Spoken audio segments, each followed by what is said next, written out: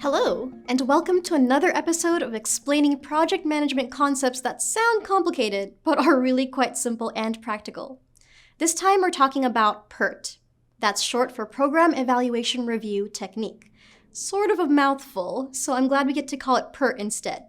It's a nice, cheerful name for a great way to plan projects.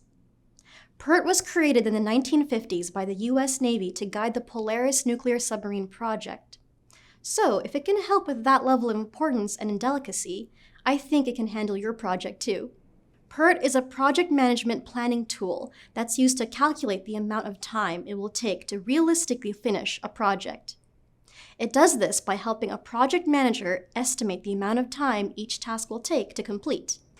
And from that, you can get an understanding of the minimum amount of time required for the whole project, as well as the budget and resources required.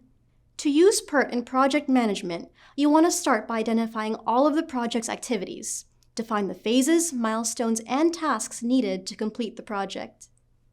Next, you'll determine the dependencies between activities, so you know which activities need to happen first. Then, you can draw your PERT chart, which will help you calculate how much time and resources your project will take to complete. Creating and even interpreting PERT charts may seem tricky unless you know what the nodes and lines and numbers all mean. It's going to look like a complicated math equation. But once you know how to create and read a PERT chart, they can be really helpful for project planning. PERT charts typically use circles or rectangles or nodes that represent project milestones.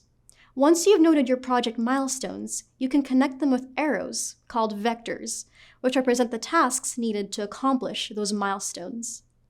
Inside the vectors, you'll note that the amount of time that each task is estimated to take.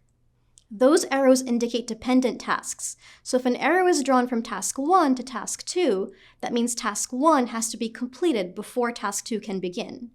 Tasks that are happening at the same time but are independent of each other can be shown on different task lines.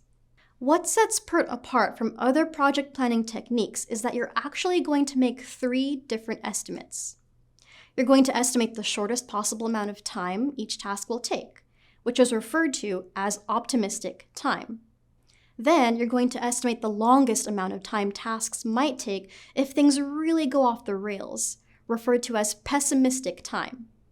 And finally, you'll estimate the most probable amount of time everything will take based on everything you've considered, referred to as the most likely time. Estimating the most likely amount of time your project will take can be helpful when you're trying to determine how big your budget needs to be and how much of a certain resource you'll need. It's even helpful when you're attempting to schedule your team's time. When it comes time to gather all your project information in one place and create a PERT chart, turn to Wrike to make sure no detail is lost.